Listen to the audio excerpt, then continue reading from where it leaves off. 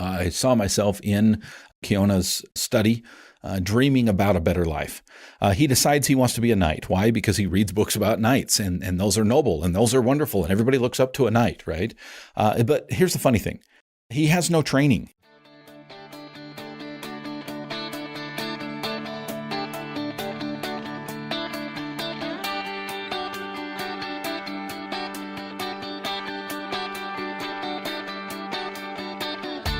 Originating from deep inside the Rocky Mountains, transported through the power of the internet, and arriving inside your tiny earbuds.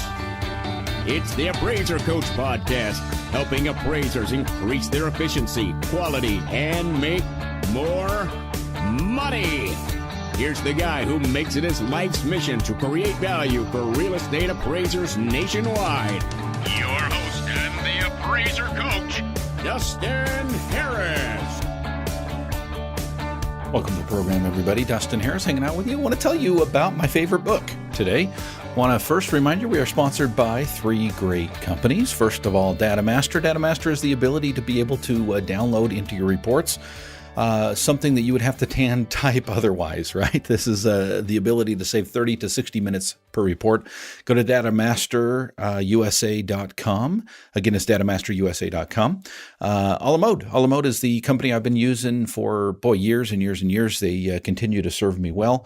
Alamode.com is the place to go, or 800 Alamode. And finally, we are sponsored by Working RE magazine. Working RE is the place that I go to find out what the heck is going on in the appraisal profession. You can go there and find out lots of information right now. Go to workingre.com. One more time, workingre.com. All right, folks, I want to tell you about my favorite book. First of all, let me just make something very, very clear up here front.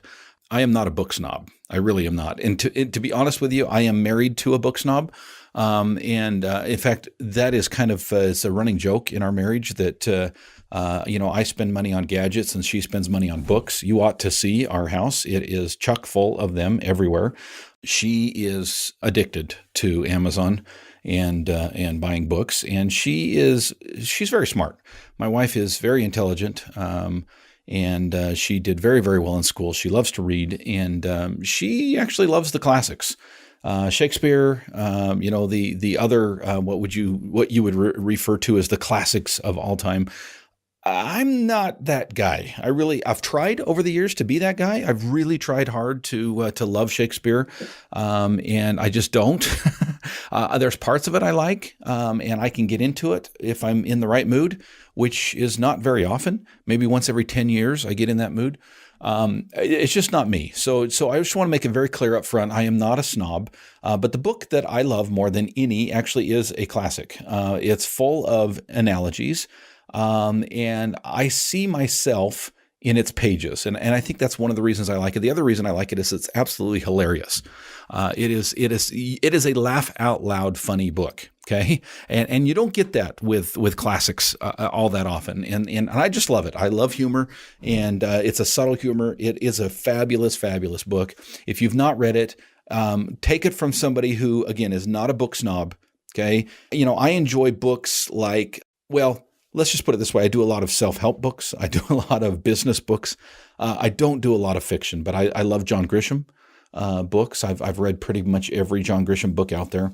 And so that tells you who I am, right? That tells you, even Tom Clancy is a little above my head, right? So that's coming from that perspective. Okay. You can take it from me. This is a great book, even if you don't like the classics. And even though you might get a little bogged down with the these and thous of the classics, that you might go through as far as the language is a little bit highfalutin. You're going to love this book. It's called Don Quixote. And it is an awesome book.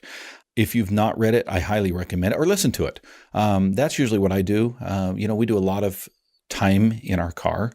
Notice how I said that we do a lot of time in our car. That's kind of sometimes how it feels. We're doing time. But at least listen to the abridged version. It's quite a long book. I think if you listen to the full book, it's close to 20 hours. I just recently just recently listened to the abridged version, which was about 4 hours. And there's several abridged versions, but the one I listened to was great. It was fabulous. It did not have my favorite part in it, unfortunately. I was hoping for that. Those of you who've read it, it's the point that they are crossing the river. That was in it. But the funniest part is the story about the sheep. Just absolutely laugh out loud funny. I remember listening to it years ago and just literally laughing out loud. It was so funny to me. Great book. Don Quixote.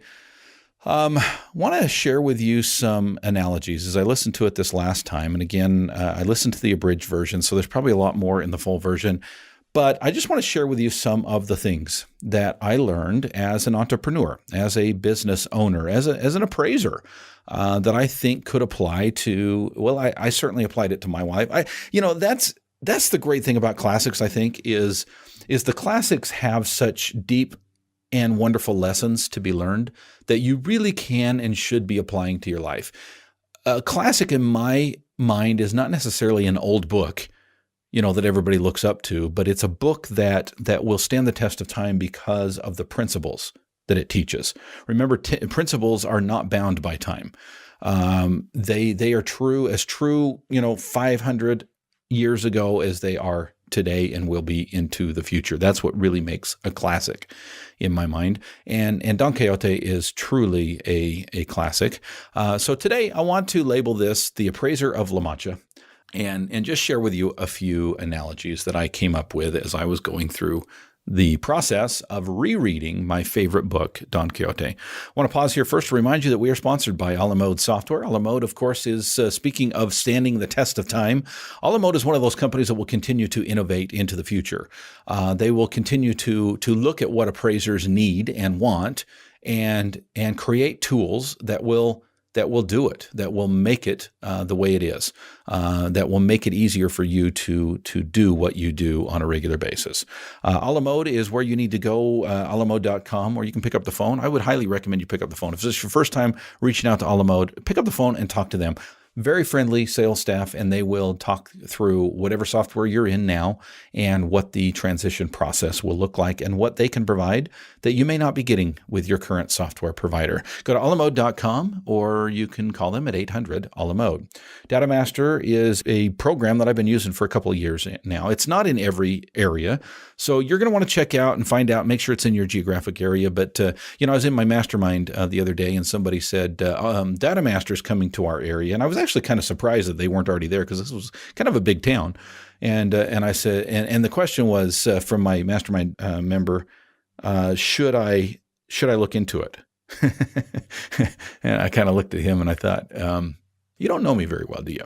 DataMaster is the ability to save 30 to 60 minutes per report because of the efficiencies that are built into the program. Go to datamasterusa.com. Again, it's datamasterusa.com to learn more. Finally, we are sponsored today by Working RE Magazine. Folks, I talk a lot about the information that you can receive from Working RE, and that is a big part of why I go there on a regular basis. It's a big part of why I sign up for their regular emails. But I'll tell you what, folks, if you want continuing education, if you want some webinars that will absolutely blow your mind, that will make you a better appraiser, a better business owner, go to workingre.com, check out what they have to offer, and I think you'll be surprised at all the information that you can find in one place. It's Working RE Magazine at workingre.com.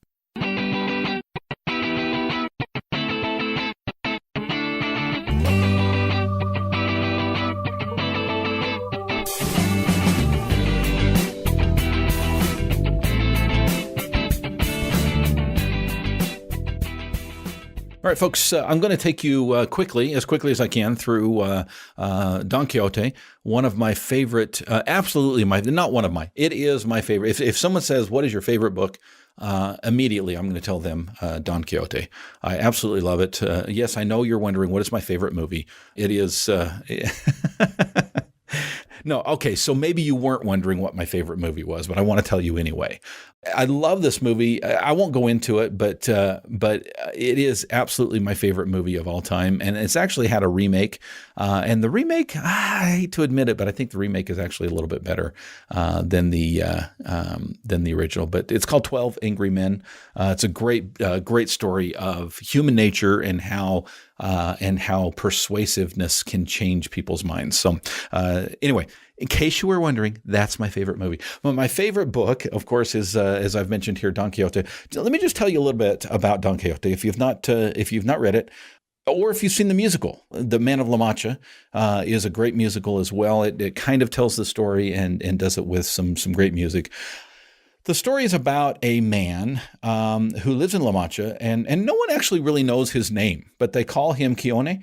And he lives in a house with his niece, an older maid, a man that works for the farm. There may be one or two other people that live there. He spends his days reading books. He spends his days reading books of adventures. He dreams of adventure. And, this made me think a little bit about how we as appraisers get into what we do. When is it that you first started appraising, and why? Why did you first start appraising? I'll tell you, for me, folks, it was about finance. It was about time freedom. It was about getting out of a job, if you know what I mean. So the dreaming part I really connected with as I went through the book Don Quixote again. I saw myself in Quixote's study, dreaming about a better life. He decides he wants to be a knight. Why? Because he reads books about knights, and those are noble, and those are wonderful, and everybody looks up to a knight, right? But here's the funny thing. He has no training as a knight. He's not a knight. He wants to be a knight, but he has no training as a knight. Again, I thought about being raised in the home of an appraiser. My father was an appraiser. He became my mentor. Even though I did a lot of stuff around appraising, I tell people that I've been appraising for 23 years, which is basically when I got my trainee's license. Okay, 23 years ago is when I got my trainee's license, 1996. But here's the thing. I've been appraising longer than that, really. When you talk about comp pictures and you talk about, just overseeing what your dad does and kind of understanding, maybe going out on a few inspections with him, kind of understanding what he did, being raised in the home of an appraiser. Again, I had no formal training at that point, but I connected with Don Quixote because of this idea. Oh, by the way, I should probably back up to something because I use the word Quixote and I use the word Don Quixote. His name, we think nobody knows him, but the book says that's one of the things I love about the author. He will say nobody really knows his name, but they all called him Quixote. So I'm thinking, so isn't that his name? I mean, that's the subtle humor that you'll find throughout this book. But I'll use those names intermixed, and I'll probably just use the name Don Quixote through the rest of this episode because that's what he names himself. He decides he wants to be a knight, and how does he become a knight? He becomes a knight. He says, I'm a knight, right? And there is a process, as I'll talk about in just a second ago, that he does have to go through. But, that's kind of my process as well. I was raised around appraisers and real estate. And there was a day that I just kind of said, you know what? I want to do that. I want to be an appraiser.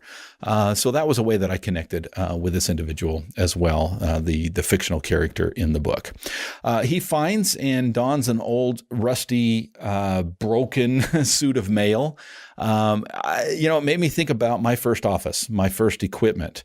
I worked out of a 2-bedroom basement. Okay, I want to stress that basement with little tiny windows, not egress windows, little tiny windows. Worked out of a very small 2-bedroom apartment when my wife and I first got married. We lived underneath a preschool actually, so it was very noisy during the day, but it was very quiet at night because nobody was there. And that's where our apartment was, and actually was a pretty good setup for the most part, except the day that we came home and we opened up the closet where the furnace was, and there was a big note on there warning us about carbon monoxide poisoning that probably is getting into the air, and that had been put there a week earlier, by the way, and nobody had said anything to us. So at that point, we decided to move. But I also remember my equipment. My equipment was an old, very clunky Windows 95 machine. I had dial-up. Some of you are listening to this and saying, "What did he say? What is dial-up?" Google it. I had dial-up internet, and it reminded me as I'm going through this process of listening to this book again about the way that we all kind of start out. Don Quixote finds an old broken suit of mail. He puts it on and he says, "Okay, I'm a knight." I went around, picked up some really clunky and cheap equipment and said, okay, I are an appraiser, and started doing my thing. Don Quixote pulls his old nag horse out of the barn. He names his horse. And, why does he name his horse? He names his horse something that just sounds noble, just because he thought it was noble. Well, he thought that a knight should have a noble horse, right? So my question is, how did you come up with the name of your appraisal company? I'll tell you how I came up with mine. I loved the idea of precision. Okay. I love the idea of coming up with this idea that we do things with precision, right? And precision appraisal would have been the great thing to name, but I learned a marketing strategy years ago. And you got to remember, this is 1996. Okay. The internet was barely invented. Okay. And I remember someone saying, if you want to be at the top of the phone book, you want to have your name start with an A. So instead of naming my company Precision Appraisal, as it probably should be, and we get called that all the time, I named it Appraisal Precision. And I, of course, wanted to be the consultant in the area as well. So I named it Appraisal Precision and Consulting Group, Inc. That's the official name. It always has been for years and years and years of my appraisal business. So there you go. There's a little story for you. He names his horse a very noble name, and you should too as you go through this process of appraisal. For help, he chooses a squire. Every knight needs to have a squire, right? Sancho Panza is the name of the individual. He's a very common man, but he has an undying love for Don Quixote. He is loyal to the T. I think about my first and second hires. My first and second individuals were very similar to this, okay? I went cheap, and I got what I was willing to pay for. Training?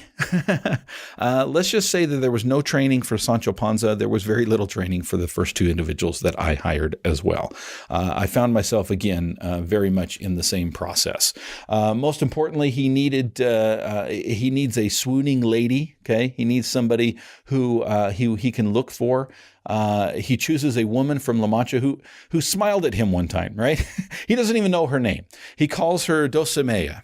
And if you've heard the song from the Man of La Mancha, don't worry, I'm not going to sing it to you, but Dulcinea is her name. Who is she? We don't really know. And frankly, Don Quixote doesn't really know, but he is absolutely convinced that she is in love with him, and everything he does from then on out is for his Dulcinea. It's a theme that goes throughout the book. He will do things simply to impress Dulcinea, who, by the way, doesn't even have a clue that he exists, right? Who is your Dulcinea? Why do you do what you do as an appraiser? I'll tell you, in the beginning, mine was my wife, Cammie. Being a business owner was all about what I could bring to my family, and still kind of is. An appraiser, I love being an appraiser, folks, but it's a bigger thing than that. And I hope that on a regular basis, you're stepping back and saying, what is my Dulcinea? What is it that I do, and why do I do it? If you've not read Simon Sinek's book called Why, I would highly recommend it. You need to have a why for what you do. If you don't, you're going to get, like a lot of appraisers out there, a little burned out at some of the crap that we have to deal with, right? But if you've got a Dulcinea, if you've got some reason that you do what you do, okay, you will be successful. Again, I want to stress, Dulcinea did not even know that Don Quixote existed, and that is not even the point. The point is Dulcinea existed for Don Quixote, and there has to be something that you look forward to. I'll share with you another funny yet important part of the book, and that is that when Sancho Panza comes on with and decides to ride with Don Quixote, even though he kind of gets it, Sancho Panza, even though he has a love and a loyalty for Don Quixote, he kind of gets it that Don Quixote's kind of a fake. He's not a true knight. He's not a real knight, right? And he does some really crazy things. And he constantly thinks about things and says, well, I'm going to go fight that giant, for example. And the giant turns out to be windmills, right? And Sancho Panza realizes and says, sir, you're fighting a windmill. And finally, Don Quixote kind of wakes up to the idea that, I thought this was a giant, and it actually turned out to be a windmill, right? Oops.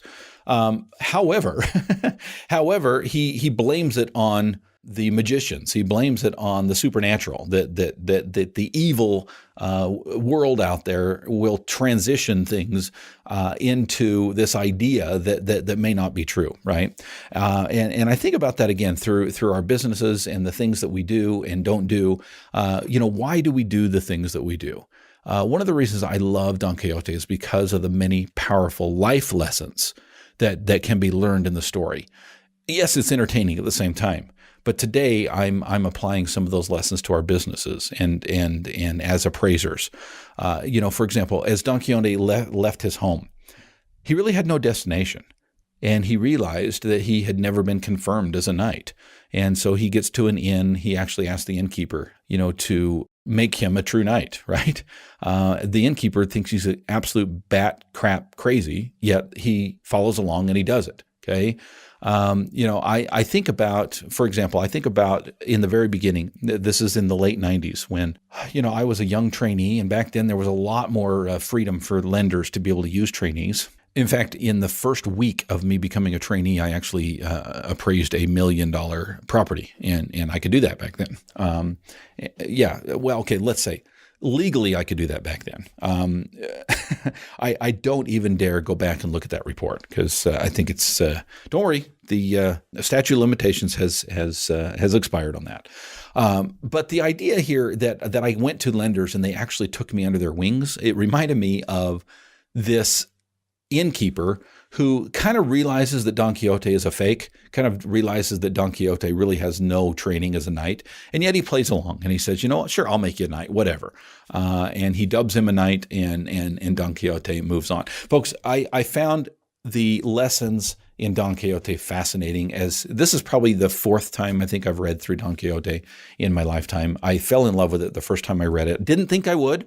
Don't even know why I picked it up because I'm not a book snob. I've not really liked the classics. There's a few out there that I don't mind that are okay, but for the most part, it's kind of torturous for me, just because I'm not really at that intellectual level to enjoy them like I should.